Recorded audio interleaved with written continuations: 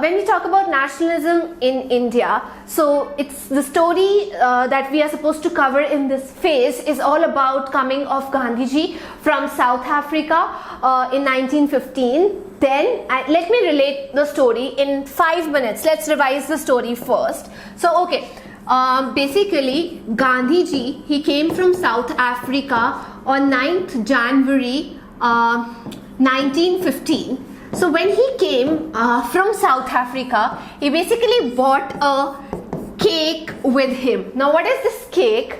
The very first, of course, he wrote a book that you guys know. It's Hind Swaraj, that tells that yes, Britishers are here because you guys are cooperating with Britishers, and the minute you stop cooperating with Britishers, they're not going to have a hold of power and they're going to leave the country. So yes, he talked about that in his book Hind Swaraj. And what about this cake? So Gandhiji bought his cake. E stands for nothing. The very first event is Champaran. The second event is A is related to Ahmedabad mill worker strike, and K is Kheda Satyagrah. So these are the 3 events that you can remember in order with this good lovely cake acronym. It's Champaran, Ahmedabad and Kheda Satyagrah that Gandhiji got with him when he came from South Africa, if you tend to forget the order or sequence of event. So what happened when he came? So in India there was an act that was passed that's known as Rowlatt Act, was passed in 1919 by the Imperial Legislative Council, that without convicting a person, you can put a person in imprisonment for 2 years. And because of this, there was a sequence of events. There was Jallianwala Bagh massacre also that took place, and also Muhammad and Shaukat Ali had formed a Khilafat party because Britishers, after defeating the Ottoman Empire, had sort of removed the Khalifa or the Caliph from who's considered as a spiritual head of Britishers, and they installed their own power out there. So the sentiments of the Britishers living here in the country, in India, they sort of got agitated to the next level and they wanted to revolt against this step of Britishers. So because of this, Gandhiji launched a movement that is known as non-cooperation movement. So this movement was launched in 1921 after a lot of discussion took place in Calcutta session, in Nagpur session, and finally he sort of launched with the cooperation of Muslims and Hindus coming together. So he said, okay, non-cooperation movement is a movement that we are not going to cooperate with the Britishers.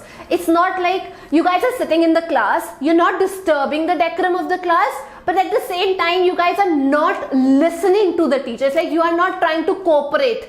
But the next level to non-cooperation movement is about, it's known as civil disobedience movement, where you try to distort the decorum of the class. The discipline is like you break the laws. So that is the movement. It got violent over the steps. Like for example, the first one was non-cooperation, then it was the civil disobedience movement, and then they launched straight away in 1942 it's Quit India movement, either do or die. So they said now we are done and we're going to launch Quit India movement. So it's like one step after the other. So non-cooperation movement, when it was launched, that means we are not going to take part in the election. We're not going to go to the school. We are going to boycott your cloth. We're going to boycott your stuff. So their import fell dramatically. Their revenue got down, and Britishers were so agitated on this that what's going wrong? Everybody is giving up their own titles. Nobody is going to the school. What are we going to do? So they sort of had a very strong repression. So what happened is that Chauri Chaura incident, by default it took place, where a lot of police personnels, they were set on fire in the police station by a violent mob. So Gandhiji was of the opinion, if anybody is going to slap you here, please offer the second cheek right here. So he said, what guys, what have you done? It's like you have given an opportunity, you've gone to the next level of violence and you've given an opportunity to Britishers so that they can put you right behind the bars. Is this what you're going to, do? So he sort of, pulled out this non-cooperation movement that I'm not going to follow this. You've made a big blunder. So the people who were against this decision, they sort of decided to contest in the election and they formed their own party, that is Swarajist party formed by Motilal Nehru and C.R. Das, who sort of contested in the elections. Then in 1927, there came a mission that is known as Simon Commission that decided about the status of India's independence, what is going to be, how the transfer is going to take place and stuff like that. But in 1929 December, Indians were done. They were not happy. They decided, okay, Gandhiji decided, I'm going to launch a Dandi March, because he had placed his 11 demands in place of right in front of this Viceroy Irwin. So he never, reverted on his demands. So what Gandhiji said, he said, I with my 78 followers, I'm going to go all the way from Sabarmati Ashram to Dandi coast, and this salt that you guys are putting a tax on, I'm going to declare it as a symbol of freedom. I'm going to manufacture it, I'm going to use it, whatsoever the case may be. Since you're not coming back with my answers, nothing of that sort is going on. So he said, I'm going to do that. Next, what happened is, after that Dandi March, he said, now I'm going to launch a civil disobedience movement. Just before he could do that, there was a meeting that was decided, a 3 roundtable conference is going to take place. So Gandhiji did not attend the first roundtable conference because he was not very happy about the whole concept of the meeting. He, however, was forced to attend the second roundtable conference after a meeting with Irwin, after they sort of declared each other that, okay, we're going to conceptually allow each other's, accept each other's demand.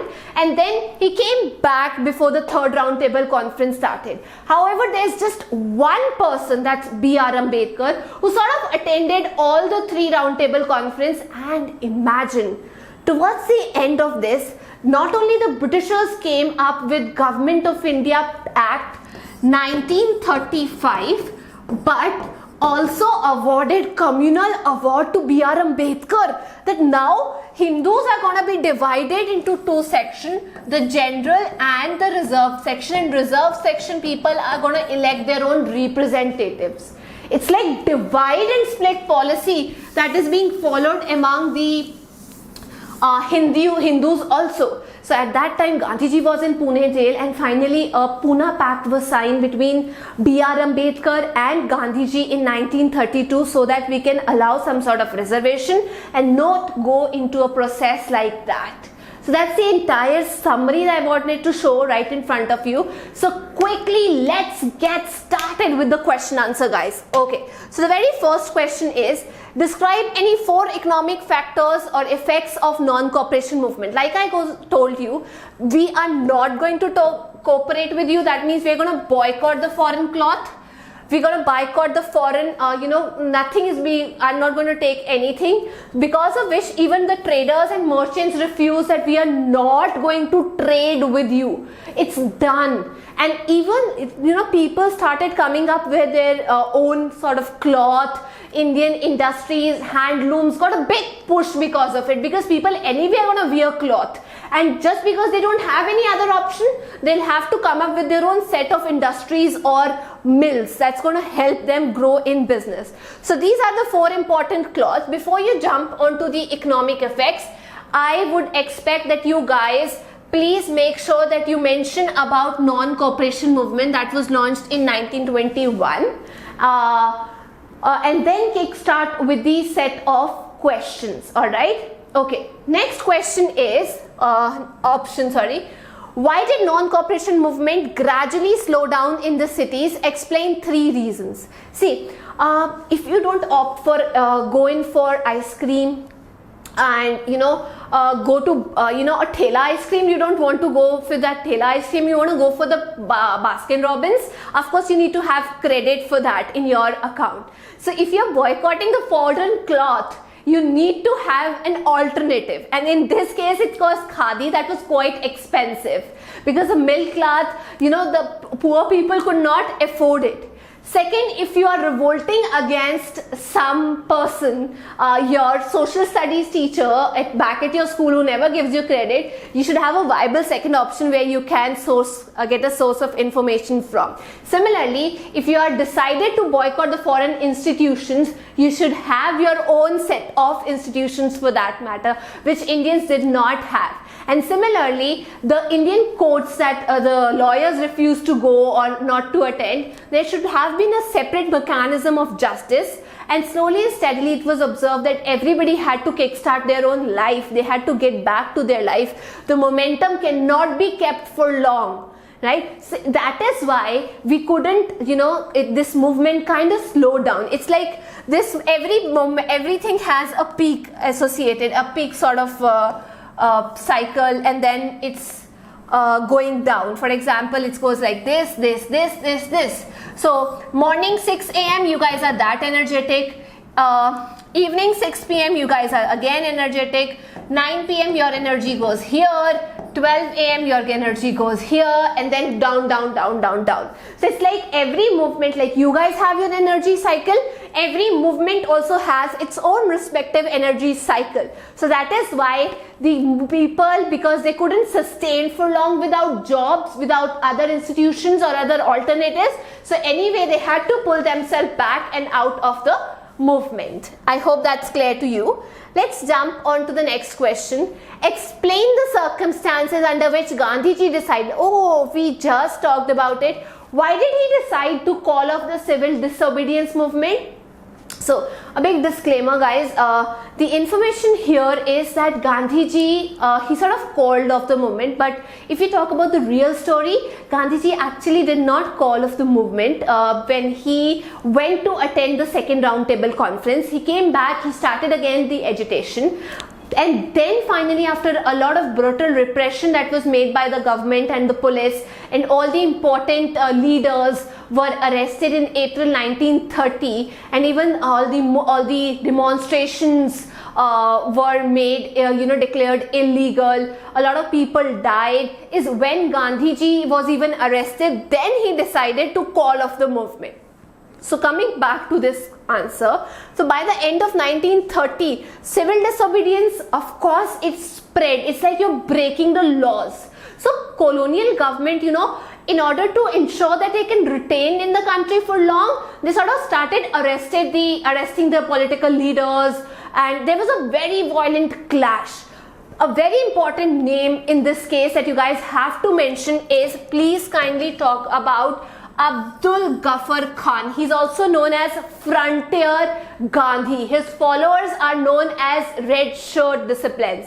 So what happens is, when Abdul Ghaffar Khan, who was a big devotee of Gandhiji, known as Frontier Gandhi, when he was arrested, so the crowd got really, I told you Frontier Gandhi, that means the crowd on the streets of Peshawar. So when you're answering this, please ensure that you underline this and this. So they got really angry. So a lot of people probably died in that clash, and even a lot of industrial workers in Solapur, they attacked the police stations, the municipalities. So second case is industrial workers. So this is the first case.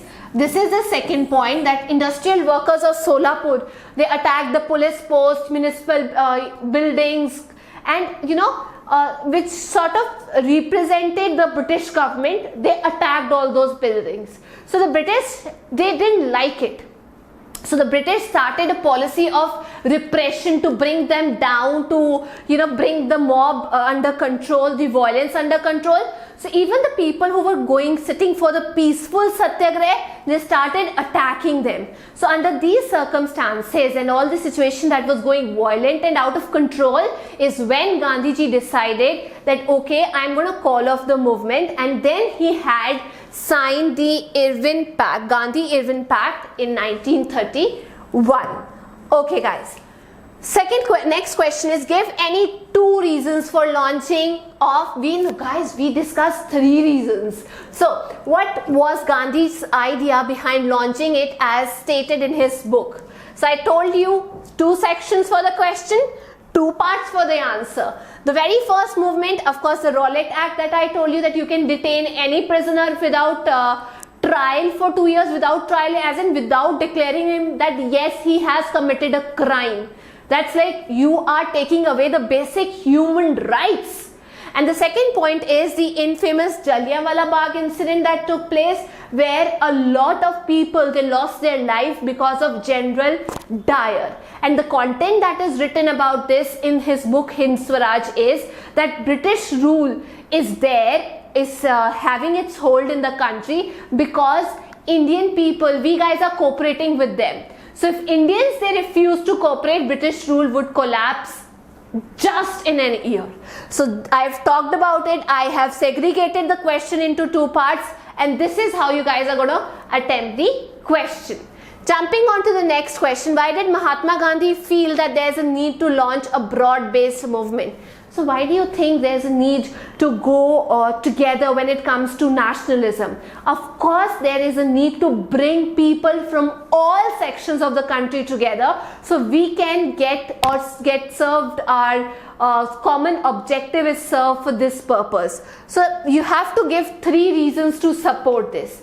The very first is, see, Gandhiji, had a very clear concept that you have to rope in the people living in villages, living in remote areas, and this movement cannot become a very successful movement, or it cannot get success unless and until you rope in the people belonging to different religion, different caste, and especially the Hindus and Muslims, if they are not brought together, the purpose will remain unserved. So the Satyagraha, Rowlatt Satyagrahi, the Satyagraha actually had a widespread movement, but of course it was just limited to the cities and towns.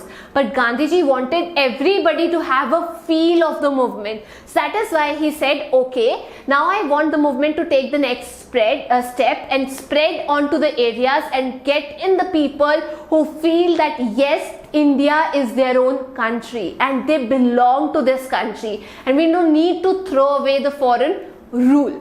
So on that note, I'm done. So I've discussed three basic points in this question. Next is, how did the people and colonial government react to civil disobedience? So it's like two parts.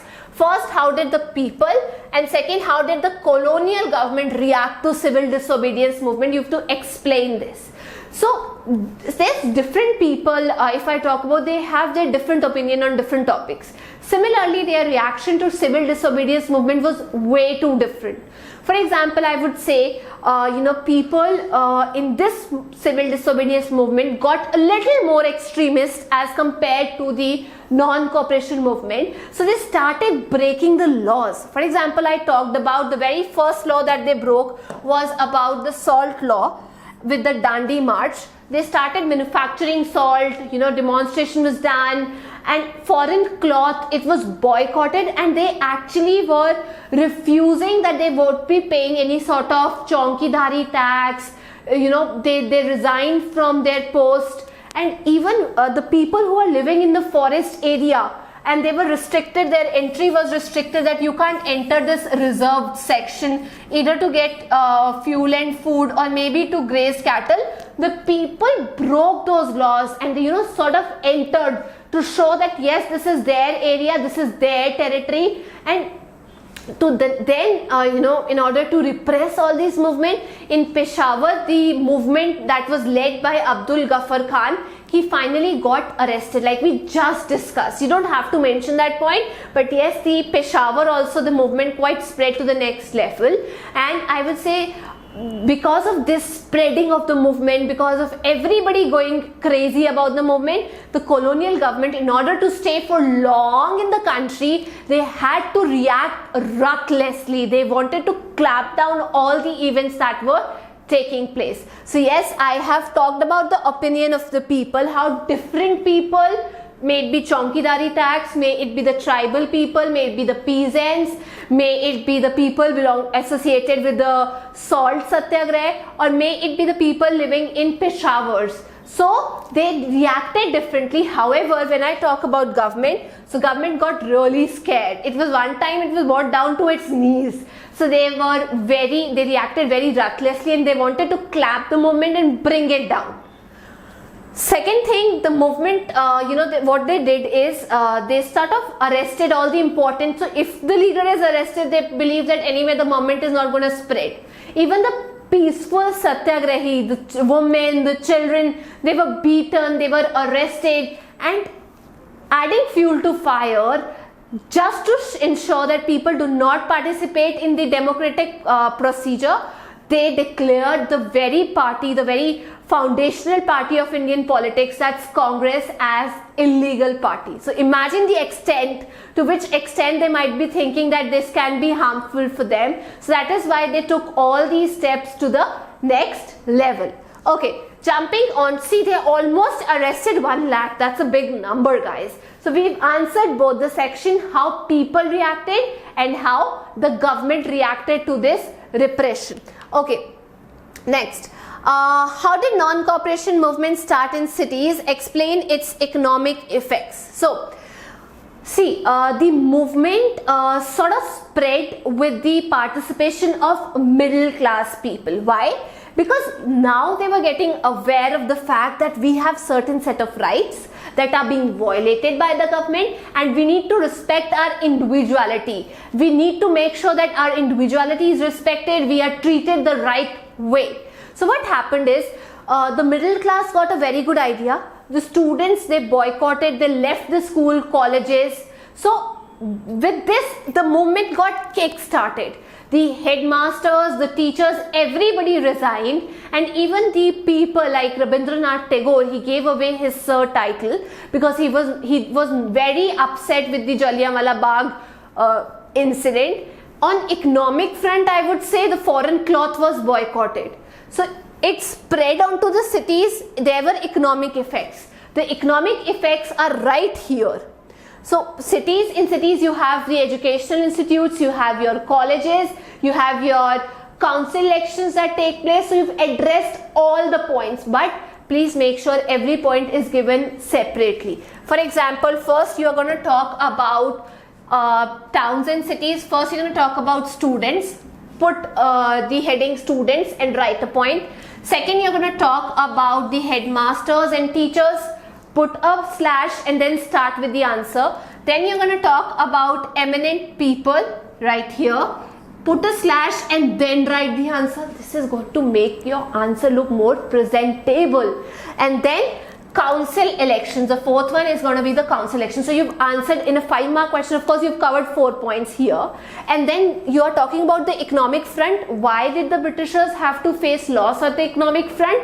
Because they believe that foreign cloth is to be boycotted, has been boycotted. So we're going to lose on the revenue side any case. So their import of the foreign cloth was declared, it was reduced, their value dropped, the foreign trade declined, and even this time there was mushrooming or growing up of all the Indian industries, may it be khadi, may it be cottage industry, but yes, they were getting importance because we had to look for alternate sources. Okay, so on that we have another question. Explain the reaction of Indian people against the Rowlatt Act passed in Imperial Legislative Council in 1990. So of course nobody was liking this concept. Nobody's going to like the concept if you take away anybody's rights. So yes, the government got enormous power in its hand by bringing out this particular Rowlatt Act that no Indians supported. None of the Indian member in the Imperial Legislative Council sort of supported this. It was known as the Black Act. And Indians reacted in a very unreasonable, to this unreasonable act in a very bad manner. They were not having a good temper or state of mind. So Gandhiji, wanted a very non-cooperation movement to take place against this unjust law. It was not justified on any ground. So they decided that, okay, I'm going to launch a hartal, and that hartal is going to kick-start from 6th of April. And to get momentum before they get started with the hartal, so rallies were organized at various places, the workers went on strikes, and when the Britishers, they saw that of course this is going to take a big turn and things might go against us. So they even realized that people are getting onto the communication lines, and our system, our power is anyway going to get clamped, because we need that lifelines. The transportation, communication is very important. So alarm at that popular upsurge, I would say, and fearing that there's going to be loss in the communication that might hamper or clamp down the British rule in India. So what happened is, in April they decided that we are going to have I would say an attack on Jallianwala Bagh, where they were celebrating, the Indians were peacefully celebrating the Baisakhi festival, and a martial law was imposed in that area, and many Indians were not aware that there is martial law, where you can't group together, where you can't stand together, it's considered as a threat. So in this case, of course, they believe that we are not going to support you, and we have to speak against the movement. So jumping on to the next question, that is, explain the actions taken by the British administration against the nationalists. Now comes the question. Now it's like Britishers got us down. They never wanted anybody to revolt or speak against them. So how did they react against this act? So as soon as the nationalists, they started speaking against the Rowlatt Act, Gandhiji announced that I'm going to have a hartal on 6th of April 1919. So the Britishers, they came down like really heavily on the nationalists. They never wanted anyone to speak against them. They were so surprised at the situation. So you have to add all those points, right, one after the other, and then you will tell them in the answer that local leaders who were picketing the shops, picketing as in not allowing people to enter the shop from Amritsar, Gandhiji was asked not to enter Delhi. So the Britishers took stern measures. So they sort of started arresting the local leaders, asked Gandhiji so that the mob does not get violent. So he asked that you are not going to enter Delhi. And on 10th of April, the police at Amritsar, the very sad event, the police in Amritsar, they fired upon the peaceful demonstration that sort of kick-started the battle, because people were not aware that there is martial law, like we just discussed, and it was General Dyer who choked all the entry and exit points and clamped down heavily on the people, started killing them. Examine next question, 4 cultural processes through which Indian nationalists captured people's imagination. So people's imagination can be bought or can be given preference if you try to connect with the people on cultural lines, on their sentiments, on their emotions. So it's like you have to touch and bring in that sense of collectiveness through the which is possible, of course, with the struggle movement, but at max what you can do is you can capture the people's imagination.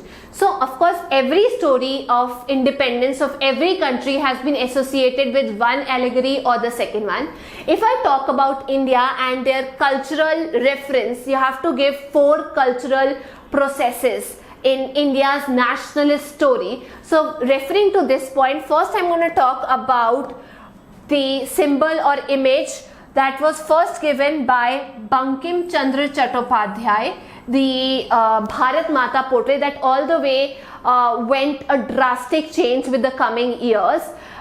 It was like this figure was considered to be very calm, to be very composed. So you have to give a brief description as to how people were associated and why they were associated with this image.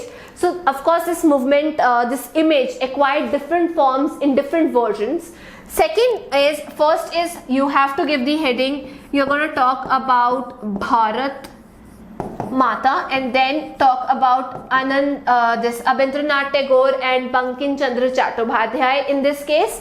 Second case you're going to talk about is the flag. For example, first let's talk about the folk tales. They sort of brought all the folk tales together, especially talking about, so they wanted to connect with the people, and the best way you can do is by associating them with their folk tales. So what they did is they brought all their folk tales, especially of the southern states. For example, I say Tamil folk tales, they were brought together by Natasha Sastry, 4 volumes, 4 collections of southern India, is the best effort in this context. So according to him, it's the folk tales, I would say, that are the most trustworthy manifestation of people's real thoughts and characteristics. Of course, we celebrate festivals, we celebrate, we recite a lot of rhymes, we recite a lot of songs on any ceremony. So yes, if you touch that concept of folktales, anybody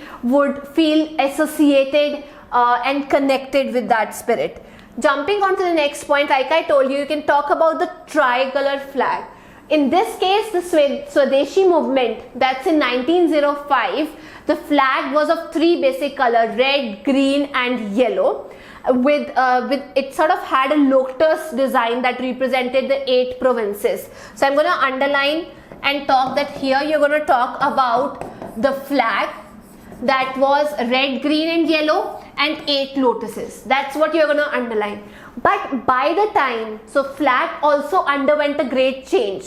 So by the time Gandhiji designed it was having 3 other colors, that's red, green and white, instead of the yellow color that was there in Swadeshi flag.